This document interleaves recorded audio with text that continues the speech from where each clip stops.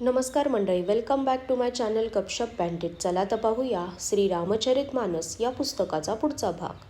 इकडे वानरगणांच्या मनात काळजी वाटत होती की 1 महिन्याचा काळ लोटला, परंतु अद्याप काम झालेले नाही. ते एकमेकांशी बोलू लागले की हे बंधू, आता सीतेची वार्ता कळल्याविना परत जाऊन तरी काय करणार. अंगद डोळ्यात पाणी आणून म्हणाला की दोन्हीकडून आमचे मरण ओढवले आहे. इथे तर सीतेची गंधवार्ता नाही आणि तिथे गेल्यावर वानरराज सुग्रीव ठार करेल. त्याने माझ्या पित्याचा वध झाल्यावरच मला मारले असते. श्रीरामांनी माझे रक्षण केले, त्यात सुग्रीवाने काही उपकार केलेले नाहीत. अंगद सर्वांना सांगत होता की आता मरण ओढावले आहे, यात काही शंका नाही. वानरवीर अंगदाचे बोलणे ऐकून घेत होते पण बोलत नव्हते. त्यांच्या डोळ्यातून पाणी वाहू लागले. एका क्षणात सर्वजण काळजीत पडले. मग सर्वजण म्हणू लागले, हे सुज्ञ युवराज, आम्ही सीतेचा शोध घेतल्याशिवाय परतणार नाही. असे म्हणून ते लवणसागराच्या तटावर प्रायोपवेशनासाठी कुश अंथरून बसले. जांबवानाने अंगदाचे दुःख पाहून खास उपदेशाच्या गोष्टी सांगितल्या. तो म्हणाला, बाळा, श्रीरामांना मनुष्य मानू नकोस. ते निर्गुण ब्रह्म, अजेय आणि अजन्मा आहेत असे समज. आपण निरंतर सगुण ब्रह्म असलेल्या श्रीरामांवर प्रेम करतो. आपण सर्व सेवक मोठे भाग्यवान आहोत. देव, पृथ्वी, गायी व ब्राह्मण यांच्या हितासाठी प्रभू आपल्या इच्छेने जेथे अवतार घेतात तेथे सगुणोपासक सर्व प्रकारचे मोक्ष सोडून त्यांच्या सेवेसाठी सोबत असतात.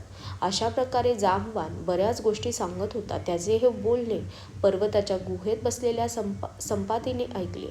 बाहेर आल्यावर त्याला पुष्कळ वानर दिसले. तेव्हा तो म्हणाला, जगदीश्वराने घरात बसल्या बसल्या पुष्कळसा आहार माझ्यासाठी पाठवून दिला आहे. आज मी या सर्वांना खाऊन टाकतो.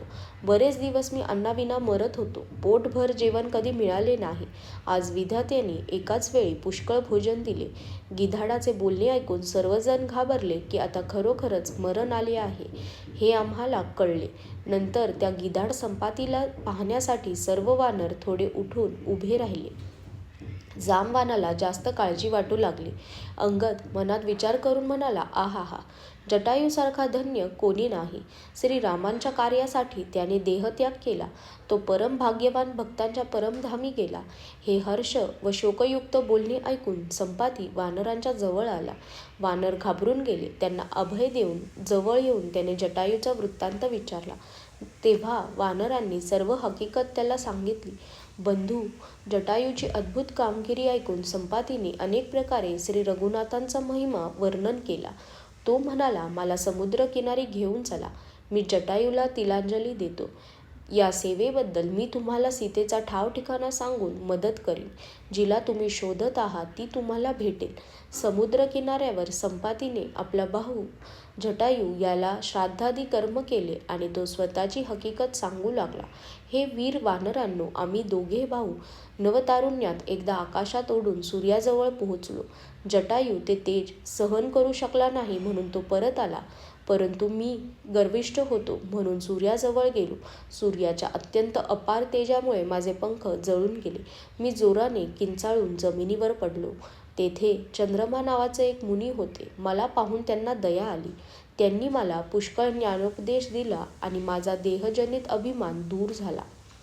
ते म्हणाले, त्रेतायुगात प्रत्यक्ष परब्रह्म मनुष्य शरीर धारण करणार आहे. त्यांच्या स्त्रीला राक्षसांचा राजा हरण करून नेईल. तिच्या शोधासाठी प्रभू दूत पाठवतील.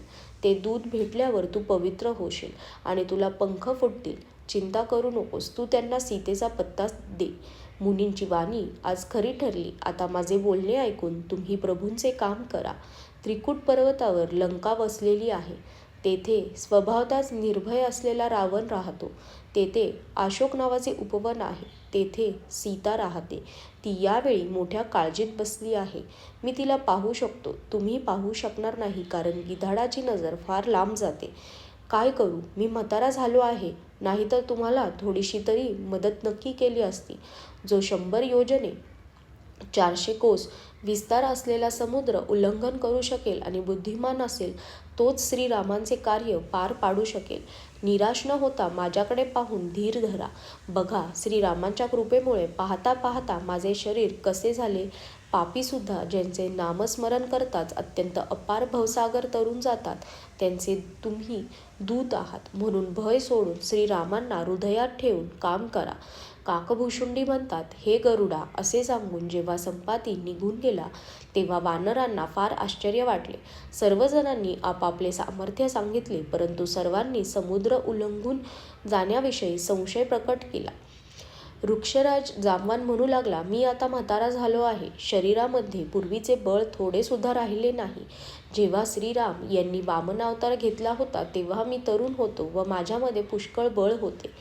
बळीला बांधून घालताना प्रभू एवढे वाढले की त्या शरीराचे वर्णन करता येत नाही. परंतु मी 2 घटकातच धावत धावत त्यांच्या देहाला 7 प्रदक्षिणा घातल्या. अंगद म्हणाला, मी पलीकडे जाईन, परंतु परत येता येईल की नाही अशी मनात शंका आहे. जांबवान म्हणाला, तू सर्व प्रकारे योग्य आहेस, परंतु सर्वांचा नेता आहेस, तुला कसे पाठवता येईल? वृक्षराज जांबवानाने हनुमानाला म्हटले, हे हनुमाना, हे बलवाना, तू का गप्प आहेस? तू पवनाचा पुत्र आहेस आणि बळामध्ये पवनासमानच आहेस. तू बुद्धी, विवेक व विज्ञानाची खाण आहेस.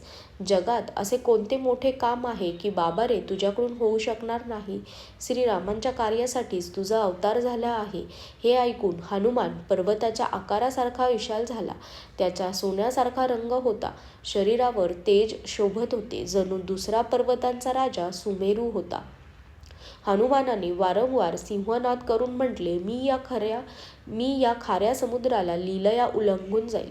मी रावणाला त्याच्या सहाय्यकांसह ठार मारून त्रिकूट पर्वत उपटून येथे घेऊन येऊ शकतो. हे जांबवाना, मी तुला विचारतो, मला काय करायचे आहे ते सांग. जांबवान म्हणाला, हे हनुमंता, तू इतकेच कर की सीतेला पाहून परत ये आणि बातमी सांग. नंतर कमलनयन श्रीराम आपल्या बाहुबलाने राक्षसांचा संहार करून सीतेला घेऊन येतील. लीला म्हणून ते वानरांची सेना बरोबर घेतील. वानरांची सेना बरोबर घेऊन राक्षसांचा संहार करून श्रीराम सीतेला घेऊन येतील. मग देव आणि नारदादी मुनी तिन्ही लोकांना पवित्र करणाऱ्या त्यांच्या सुंदर कीर्तीचे वर्णन करतील. ते ऐकून, गाऊन, सांगून व समजून घेऊन मनुष्य परमपद प्राप्त करतील. श्री रघुवीरांच्या चरणकमलांवरील भ्रमर बनून तुलसीदास ती कीर्ती गात आहेत. रघुवीरांची कीर्ती ही जन्ममरण रूपी भवरोगाची अचूक औषधी आहे. जे स्त्री पुरुष ती ऐकतील त्यांचे मनोरथ श्रीराम पूर्ण करतील. ज्यांचे नील कमलाप्रमाणे श्यामल शरीर आहे, ज्यांची शोभा कोट्यवधी कामदेवांहूनही अधिक आहे आणि ज्यांचे नाम हे पापरूपी पक्ष्यांना मारण्यासाठी पारध्यासारखे आहे, त्या श्रीरामांच्या लीलांच्या समूहाचे वर्णन ऐकावे. आजच्यासाठी धन्यवाद.